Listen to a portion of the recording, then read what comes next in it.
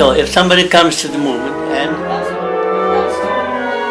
The Bela Murshid says, can you tell me something? Why should I come here? Are you doing some funny business? Or are you... If that person comes to me, Yeah? well, I will say, well, why do you come? You're bound. Yeah, because he wants to know something about spirituality. Well, then I would say, well, why do you think that we know any better than you? Or than anybody else? Or than any other organization? Okay. But that is not... Is that an answer to his question? Or her question? Well, if the question is put in that way, yes. Okay, so how shall we put the question then? Can you tell something? Well, if a person comes just to know what can be found in Sufism, Okay. I would say, well, you will find whatever you're looking for. Thank you. Okay. I'm waiting for your questions, Ulman. Okay, but I'm looking for enlightenment. Enlightenment will turn the light on.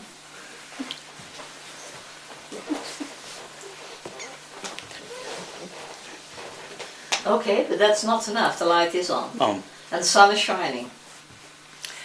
Well,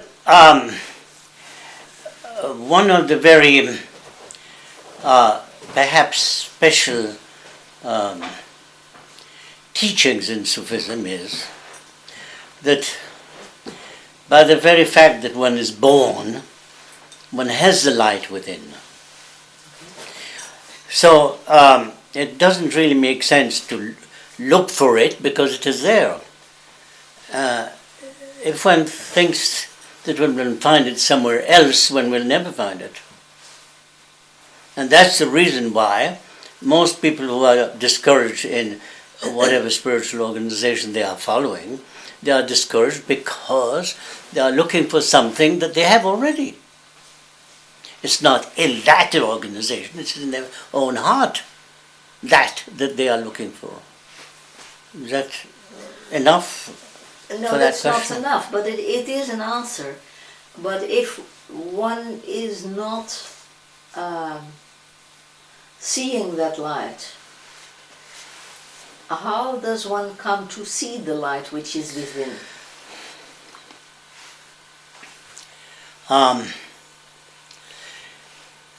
The light is not like electric light. That means a produced light, a created light. The light is, our whole self is nothing else than the light itself. And we know that the eye cannot see itself. It sees everything else except itself, unless you look in the mirror. But the eye is the only thing that cannot see itself, can see everything else except itself. That's exactly the same thing. We cannot see the light within us because we are nothing else than that light itself. Covered over by the ego, by the dogmas, by the preconceived ideas, by all the theories that one learns and picks up and makes oneself from morning till night.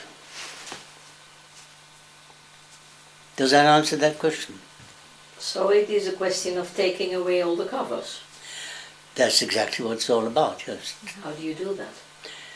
Well, I think that one of the very precious teachings of Hidayat Inayat-Khan on that subject is the book called Art of Personality, which teaches how to get rid of those covers which are made out of the ego. I am, I know better, I want, and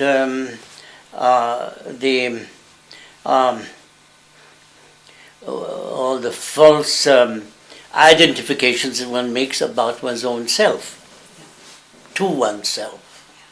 And what is worse than even that is those false identifications which one tries to impress others with, which in English is called self-pretense. Do you mean by that I jumped now? But do you mean by it that one should not say things which one did not experience or did not feel or doesn't know? Well, perhaps one of the, I would say, authenticities which is looked for in the Sufi movement, I don't always say is found, but is looked for, is exactly that. Not to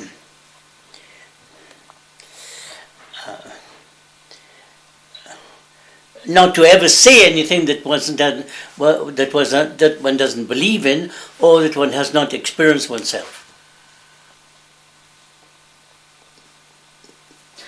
Now, Because as soon as you say something that you have not experienced, or that you do not believe in, or that somebody else has imposed upon you to believe, that is where you give birth to what is called preconceived ideas or dogmas.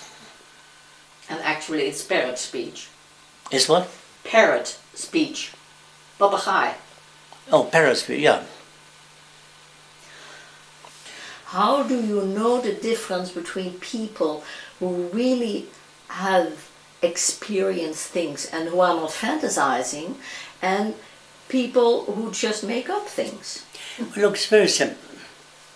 If in the internet they offer you something for free, Yeah. you know it's a bluff. And if they offer you for money, you know it's a bluff anyway. Because that money will just be a down payment, there will be more bills coming up afterwards. There is an organization, I don't know what it's called, which sometimes gives a message through on the internet saying, for God's sake, stop all this research on the internet. It's all bluffers and gangsters and even dangerous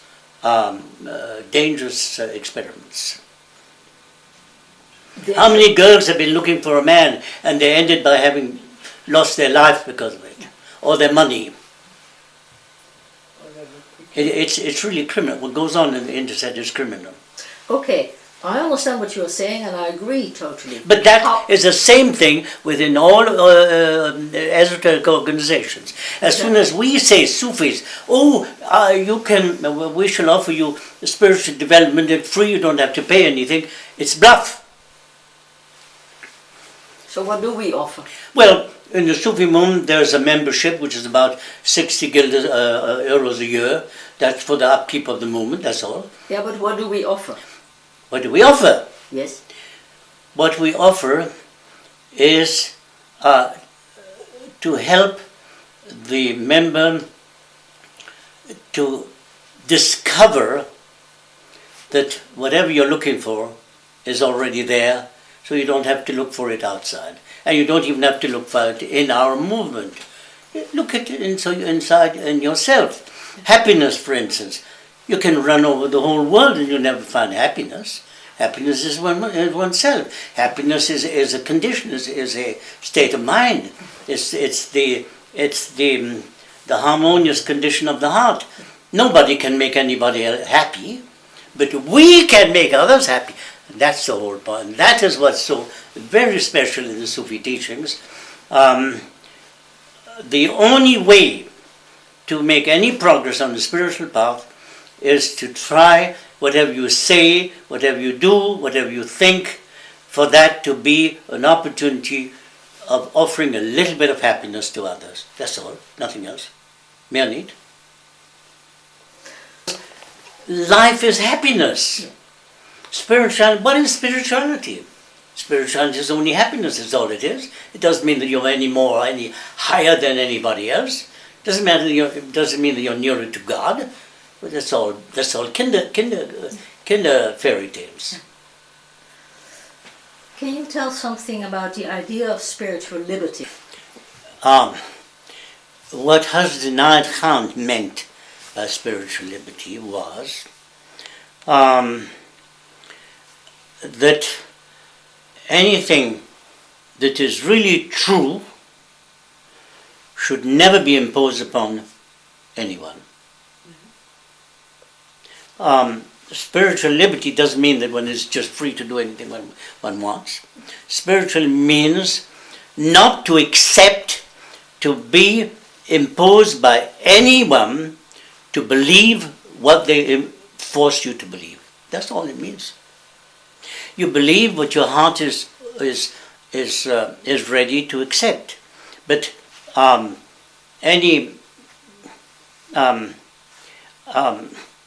the spiritual path, whatever it is,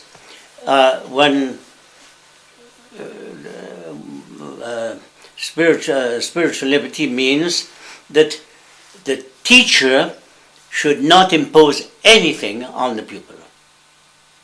And the pupil should not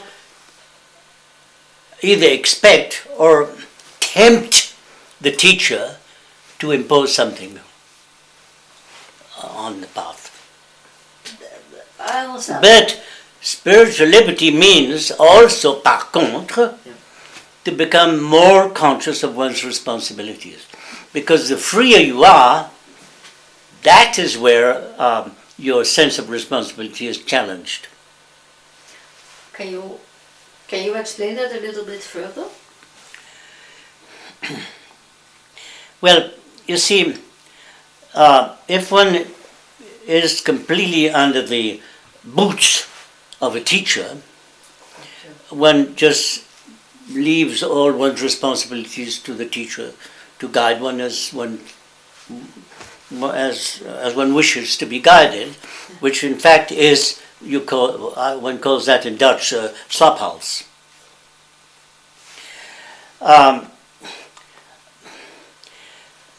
Spiritual, the freer one is, as far as not accepting to be imposed any dogmas or any illogical theories, the more one is conscious of one's responsibilities. First of all, as far as one's connection is with others, and as far as what one has to offer to others, which is a great responsibility.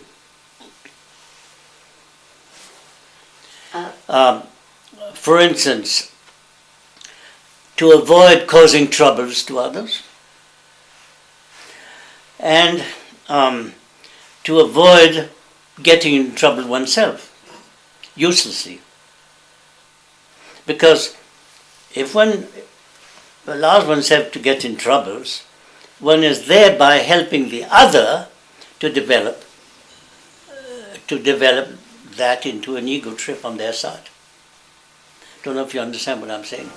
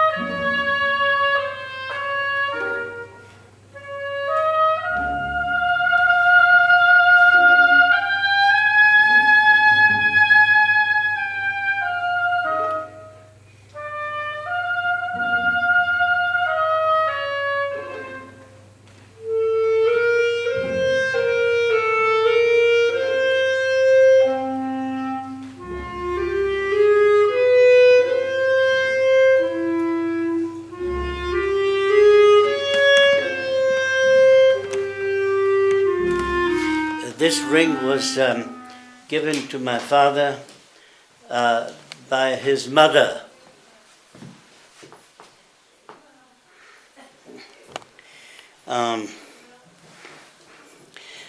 And there is a special inscription on it, which I have in writing.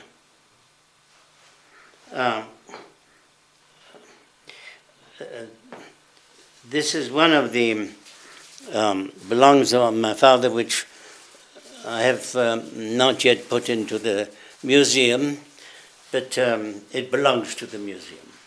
Later, not now. Darf ich eben dabei kommen? Oh Gott, hier müssen wir mal Staub wischen. Ach, na, das ist natürlich eine Sache. Lass das bloß nicht fallen. Die Geschichte. Na, das muss hinter dann. Ah. Das ist nicht gut, wenn das. Na, das müssen wir nachher machen. Ich kann nicht. First of all, that frame, that was the certificate that Hidayat Inayat-Khan received from his murshid after the training in India. We see here the fountain pen of Hidayat Inayat-Khan, with which he wrote most of his sayings, and a few pencils as well. And on the right side we see a painting which my mother made herself on leather.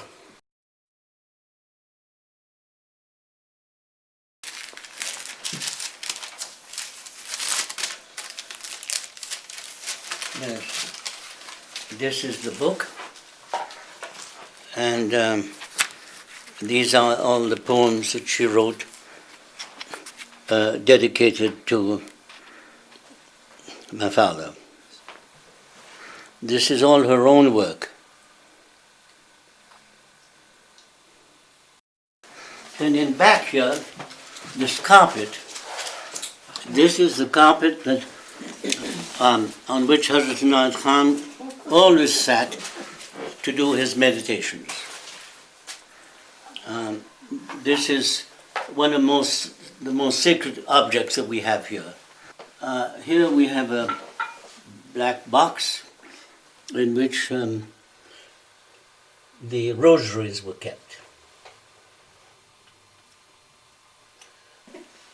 What you like so much, yeah.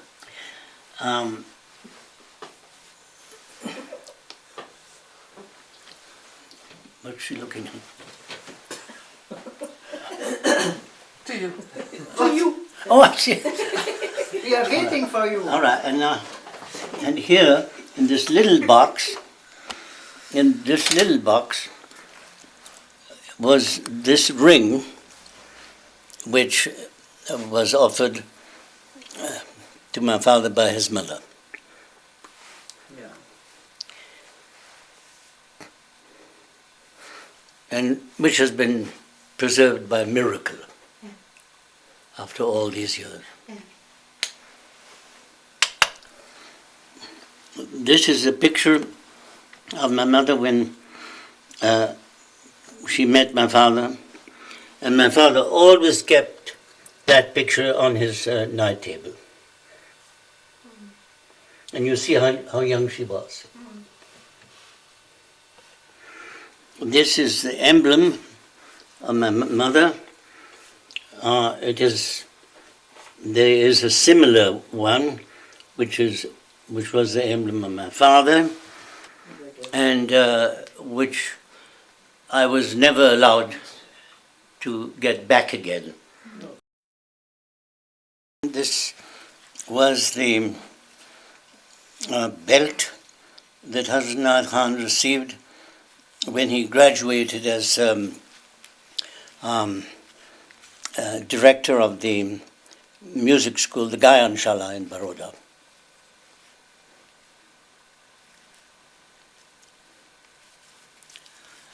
And this book is a Minkai Musica, the treatise on music, on Indian music that Hidayat Inayat-Khan has written, which is in Hindustani.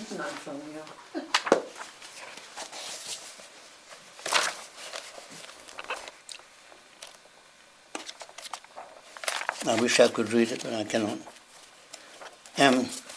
You see, all these items belong to what I had started before the war in Fazl Manzil.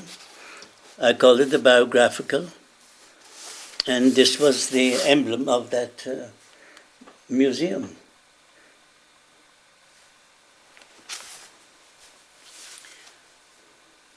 Yes, I started the archives of Fazl Manzil, yes. That was before the war.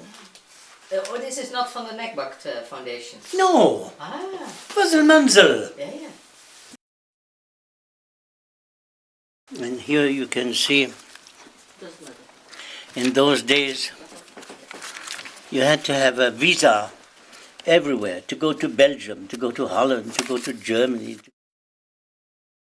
This was the passport of my mother, Amina Begum Inayat-Khan.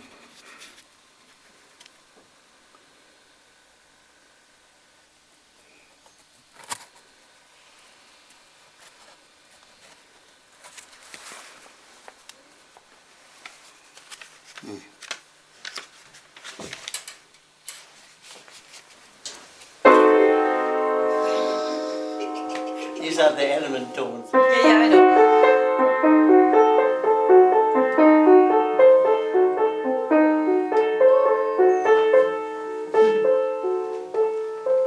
Okay, is that enough? This is a toy that my father brought to me from America.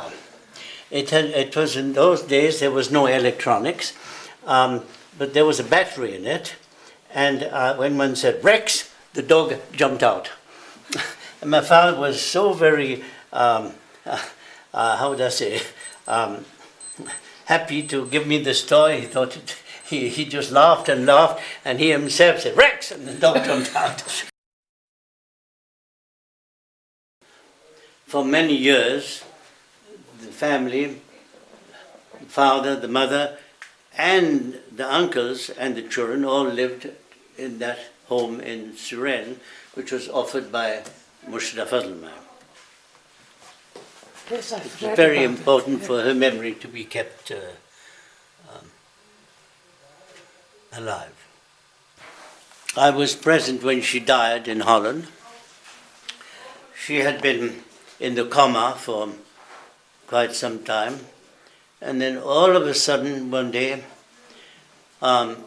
she just opened her eyes and looked in the sky and said, "Oh, Murshid bin Yeda!" And then she passed away.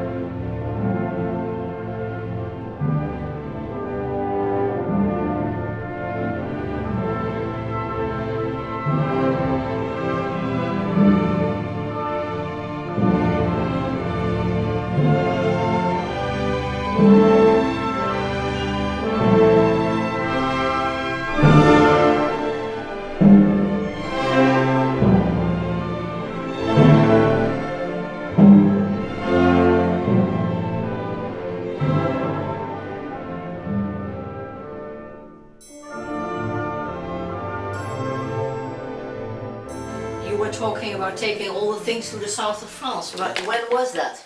Well, during the war, in 1940. What happened? 1940. Yeah. Nicht 40. No. You don't want me to talk about the war now, do you? No. Well, tell us some if you want to. We were told because we were all British. I was Yeah. British. We all had British passports. We were told that they are starting now to put the British in the camps in Syria. In Drancy, there were Yeah. camps where they were collecting all the British and all the Jews. Yeah. The two enemies, the Jews and the British. And so we, the whole family, joined in 3 cars, and we left for Zalmansel to go to the south of France. And I mean, to leave France. Now, Vilayat was in a I've forgotten now those little English cars. He had part of the family. Mushraf Khan was with Shahzadi. Savitri. No, no, Charzad. Huh? Savitri. I mean, Savitri. Yeah. And then in my car, I had the family, the children, and on the top, all the papers, the gathas, sangatas, sangitas, all in boxes, and all these precious things that I packed and thought we must keep those in security. But my intention was not to go to England, but to go to the south of France, because there was a part of south of France which was free, which was called La France Libre. And then later on, the family came to Holland, to the Anna Pavlovna, that's right, and I had all the papers. When I say papers, I mean the Gata, the Gita, Sangatas, and all the lecture. You mean what Murshid called the children bag? Yes, the children's bag. Yeah, it's good that you mentioned that. My father wanted us to have, he called it the children's bag, all his teachings in a big bag only for the children. Yeah. Sangatas 3, Sangatas 2, and all of that. And then all these precious things, I don't know for what reason, but I had left them in Suren in a safe. So there you had Except a safe. for one thing, which was a box, a black box, no, 2 things. One was a black box with all the medals of my father that he had from the Maharajas. But the medals were not in, were they? Huh? The medals were not in. In where? In that box, because Murshid lost them all, didn't he? Yes, but he had there had been a copy made of every medal. He had a copy of every medal, and those copies were in that box. Yeah. And I'm saying again, I don't know where it is. Yeah.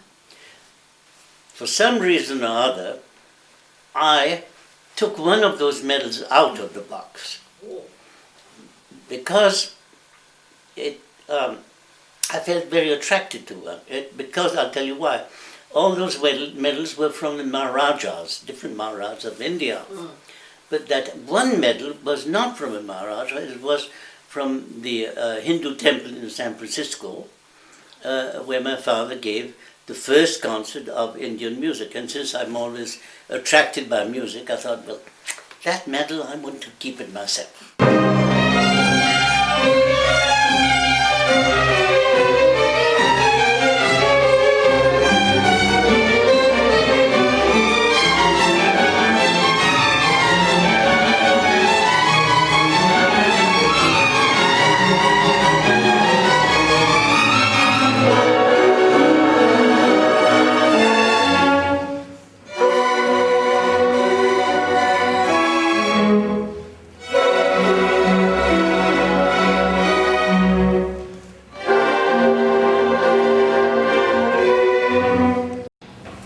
Why am I saying this?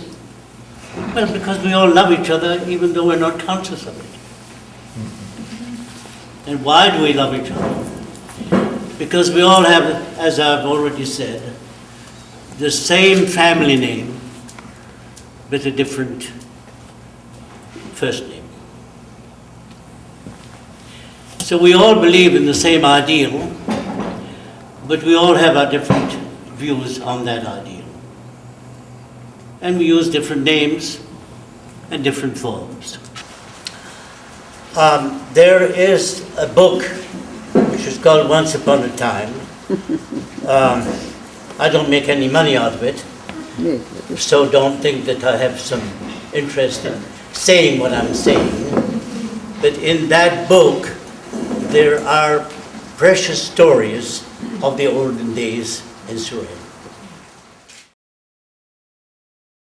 The father and mother came together. That was a miracle. You want to know something about it? Yes. I have already told it last time. I'll try to tell it again. Perhaps adding a little bit more color to it. Good. Because each time one tells a story, one tells it in a different shading. My father was, the fame of my father as a musician came to the attention of Mary Baker Eddy. Does anybody of you know who is Mary Baker Eddy? Yeah. Yes. Yes. And she thought it would be interesting, a good, wonderful event to invite a great musician from India to come and offer Indian music for the first time in America. This is an historical fact. It was the first time that Indian music was ever introduced in America. And that was in the Hindu temple in San Francisco. We all know the story. You can find it in the biography if you don't know it. The yogi was, of course, happy to have, for the Hindu temple to have been hired for that occasion, was unhappy to the fact that the musician was a Muslim.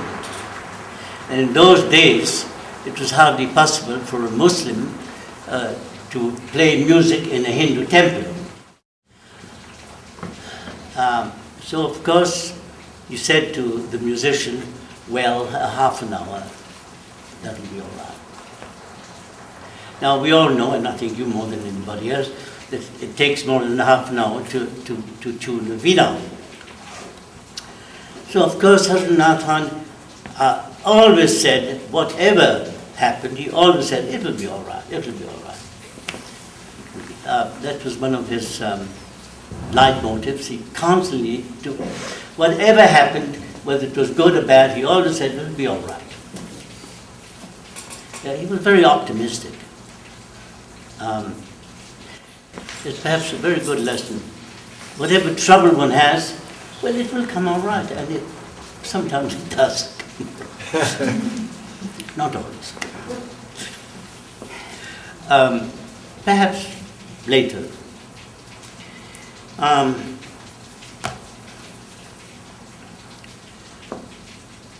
But what did he do? He only sang Hindu music, and the most sacred music, with such devotion and such beauty that the audience of the Hindus were so tremendously, deeply moved, and they just went on saying, we want more, we want more, we want more, and it went on and went on and went on. And the yogi said, I have never heard a Hindu musician playing as beautifully our sacred songs as you Muslim have offered us today. And Mary Baker Eddy came with her niece, who was a young girl, blonde hair, blue eyes, and the magic happened. She fell in love. Shouldn't we say they fell in love? Her name is Ora Ray Baker, a young girl from California, the niece of Judge Baker, who was that famous judge in Albuquerque. But the clever girl, you know, young American girls are very clever. I don't know if you know that, but I do.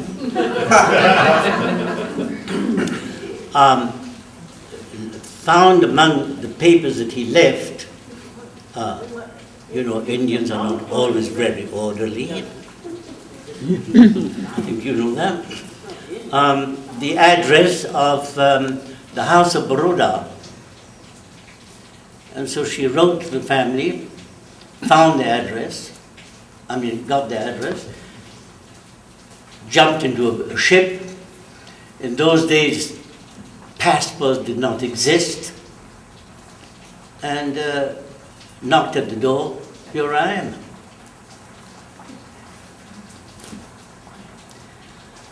What a tremendous energy. What a tremendous courage. Had they been corresponding? Had they been writing? No. And No, he, not had at he all. declared himself to But her? look, in those days there was no email. It's a different world. Hadn't Hazrat Inayat-Khan expressed something to her when they were together of the similar affection, so she would have a reason to come to Europe? When they were in America together, No, of course not. No. No, she No, wasn't. no. Oh, Inayat Khan just said to her, well, this just can't work because it's not possible. I mean, he was an Indian musician, and this was an American young girl. That in those days, it was just impossible to imagine anything that anything could develop in any way. But she had that dream, and she just left.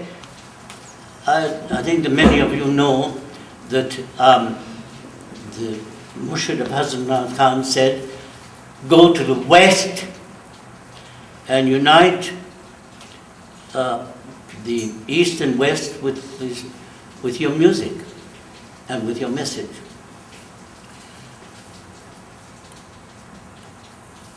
So somehow there was this force which brought them together. And then very young. in London, she had to Gotcha. be the mother, not only the wife of Hazrat Inayat Khan, but the mother of the brothers. There were the three brothers. No, at least two. No, two to begin with, but three later. And hardly any possibility of communicating in English. They could hardly speak English in those days. Did And she then feed them? one- Did she feed them and do their laundry? Pardon me? Did she feed them and do their laundry? And But in those days, there was no wash machine. There was no fridge. There was, what was there? Nothing. There was, they could not afford any help. well, there was no money. There wasn't a penny. They went out from time to time to give a concert of Indian music, and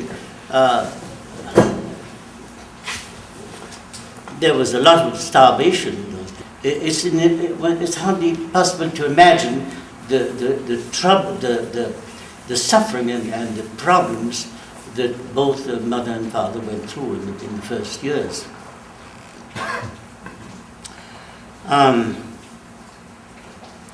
And then, of course, the troubles became even worse as the children were born, because, of course, more necessities, more worries. That's why sometimes I feel a bit guilty for being a child,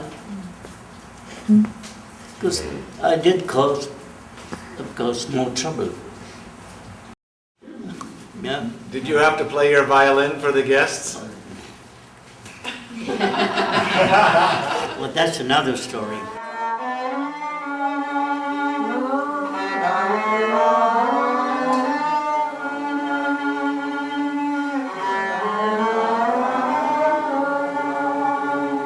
Oh, that's wonderful. Yes. You think you could just play it while we try to do it?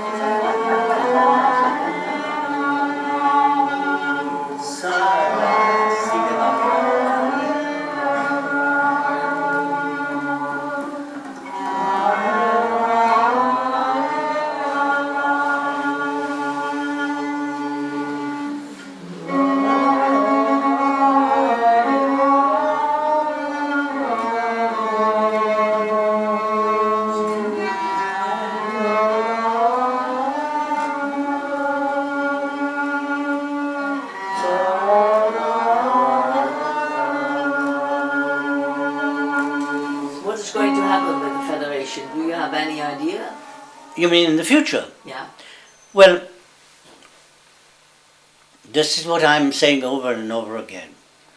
The message is a universal message. That means should be made available to all types of people, to high-collared people, to hand workers, to hippies, to complicated people, to simple-minded people, to rich people, to poor people, to happy people, to unhappy people. The message should be available to everyone, not only to one type of person, not only for the intellectuals, for everyone. In other words, the movement is keeping the traditional product of the founder. The order is more creative, they try to make variations on the original creation. The Ruhaniyat, which is the third group, organization, is mostly open to young people, very young people. Not only young people in age, but people who are young in mind. And therefore, these three organizations together are three different windows open to these different types of people. And personally, I have nothing against these variations. I think these variations are good because they offer the possibility for different types of people to be attracted by one and the same message. That's why the Federation is so important, because it is a home where all these different variations are welcome, are respected, and where we can all learn from each other. Exactly. And where we try not to criticize each other, and to recognize what each other is doing. And we know very well that people in the movement, for instance, would not be happy in any of the other organizations, and people of the other organizations would not be happy in the movement, which is quite normal.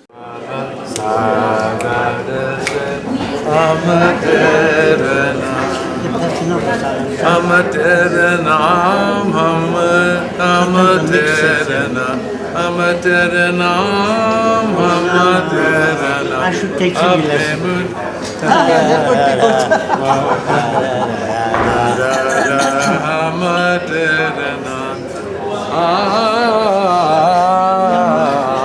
You see that those vocalists, you can't write them down. No, you can't.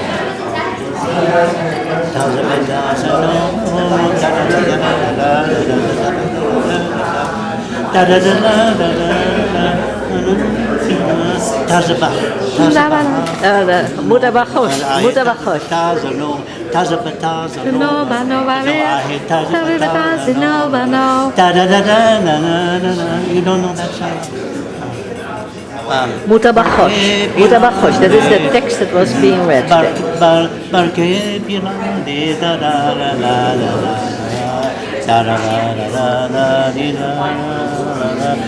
Barke Piladi means the bringing of the wine or intoxication. I remember, a funny story. Our father used to sing that to us as children, and then Ali Khan came in the room furious. How dare you talk about intoxication to the children? That's a true story.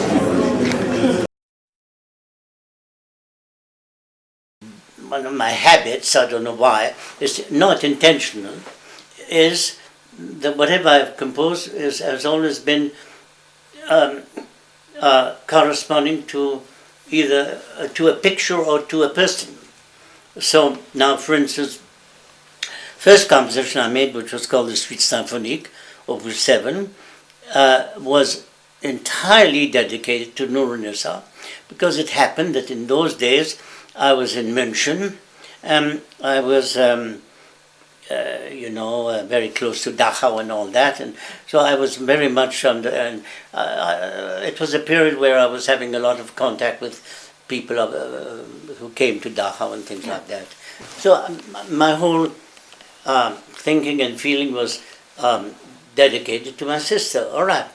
Then the poem Enfant, which, as you know, is inspired by a melody of my father, is entirely composed and thought of my father. Which melody? I don't know it. Awake from morning. Now, you know why it's called poem Enfant? No. Because the whole thing is in the mode de fa. It's not. It doesn't correspond to classical harmony. It's my harmony system, which is in fa. Yeah, fa is F. Yeah, F. Yeah. Then there's the Virginia symphonic poem. There's a story to that. You see, the Gandhi Symphony was played for the first time in Lynchburg, Virginia, and actually the Lord Mayor came to fetch me at the aeroplane. Then the conductor Yarborough said, "Well, why don't you compose something with American folklore?" I said, "Well, I don't know any American folklore." So he sent me a whole bunch of American folklore songs, and I just put them all together and made a symphonic poem, which of course I dedicated to my mother, because American. That Virginia poem, talking about the music, the Suite Symphonique was played for the first time with the Brabant Symphony Orchestra, and I conducted it myself. In the Bosch. In the Bosch. Brabants Orchestra. And the second time, 50 years later, in München, that was 50 years later. It's only been played twice. Once 50 years ago and once 5 years ago. 50 years. The poem Enfant was played in Lynchburg for the first time, and now for the second time, that's 40 years ago, later. I mean, you see how successful the composer is. All right, then the Ballet Rituel, that was composed in honor of Akbar, the great Akbar. Yeah. Because I was so impressed by the stories that my father told about Akbar, who had this huge palace in, where is it now, somewhere there. So, Fatehpur Sikri. That's right. And where he invited representatives of different religions to come and discuss their faiths. So in this symphony, you hear this sort of you can figure out this discussion between the different faiths, and then it ends up with the final solution, which is, of course, unity of spiritual ideals. That's, of course, that key word of my father. Unity of spiritual ideals is something that's always, how would I say, touched me very deeply. What else have I composed? Oh yes. A Zikr Symphony? The Zikr Symphony. The Zikr Symphony has only been played once. Something like. No, twice. I think. What was the second time? In Holland and in Munich. Oh yes, that's not true. You are right. It was played once in Paris with the Concert Padeloup, conducted by Georges Prêtre, who was a very great conductor in Paris. Mm-hmm. Yeah. And the second time was in Holland, in Haarlem, conducted by Arends. Yeah. Now the Zikr Symphony, why is it called the Zikr Symphony? It's on the theme of the Zikr. The theme of the Zikr, the whole thing. And I mean, when you think of it, nobody in the Sufi movement knows anything about it. That is true. Yeah. They're always talking about the zikr, and here you have a whole symphony which is on that theme. Don't you think sometimes I feel very discouraged? Don't think about that. But I don't want to talk about that. Nee. That's a message symphony. Now, you know something about the Message Symphony. It's in 5 movements. Normally a symphony is in 4 movements.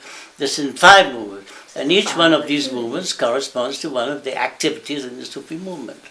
Now, if you hear the first one, which is meant to be the esoteric path, you would never come to the Sufi movement. Well, I'm going to say something good about myself for once. One of my hobbies is that I'm fanatically orderly. And that orderliness is also in the music. I never write anything down that all right, sometimes I say to myself, does that make sense? And I try to make, within the structure, I say, it doesn't really make sense, I'll throw it away. It has to make sense to me. Yeah. And sense in the sense of orderliness. That's just kind of, how do I say now, a sort of an idée fixe, all right? Call it an idée fixe if you want. So we're going to have the Royal Legend Symphonic Poem. Yeah, that's a premiere new composition in which München? I made in 2 years ago. in 2 years ago, yeah. Yeah, what is that? Well, first of all, it's dedicated to whom? Tipu Sultan, yes. Now, there are several reasons why I have some feeling for Tipu Sultan. First of all, because he fought for the freedom of India. Yeah. And being the French, of French education, I have a little bit of feeling for Napoleon. Although I don't agree with everything he did, especially the war in Russia, but he did good things. Also. He really brought France back up again. And Napoleon was allied to Tipu Sultan. The two together were planning to chase all the British out of India. But unfortunately, Napoleon got caught, and Tipu Sultan was alone to fight against the British. And of course he got killed, and his whole family, except the daughter, who happened to be somewhere in another house, and that's why her life was saved. And then finally she became the wife of Mullah Baksh. Your great-grandmother. Her daughter was Amina. What I admired very much in Tipu Sultan was he fought for social development in India, and also for unity of religious ideals. He had tremendous sympathy for Hinduism, which caused him a lot of trouble also. But he really wanted to develop more tolerance and understanding between the members of the different religions. Now, another thing about this composition is the following. During the whole composition, there's a haunting rhythm. And that rhythm is just simply, look, in India there's what you call, in Indian music, what you call talas. Talas are like we have in Europe, in the West, scales of notes, note codes, yeah? Major and minor and all that, all right. In India, you have ragas, which is the same as scales, but you have something else. That is talas. And those are rhythmic codes. There are hundreds of them. Now, our father, as children, used to teach us talas. And one of them was da da din da, ticka da din da, ticka taka dagi gina da da din da. All right. Do it So- again. Huh? How was it? Well, no, I won't do it again. It won't be good. So, so that rhythm, I put in the symphony the whole way through, and in some passages you hear it with the drum as a beating. In other passages it turned into a melody. The melody on that rhythm, and that's why it's called a secret chord.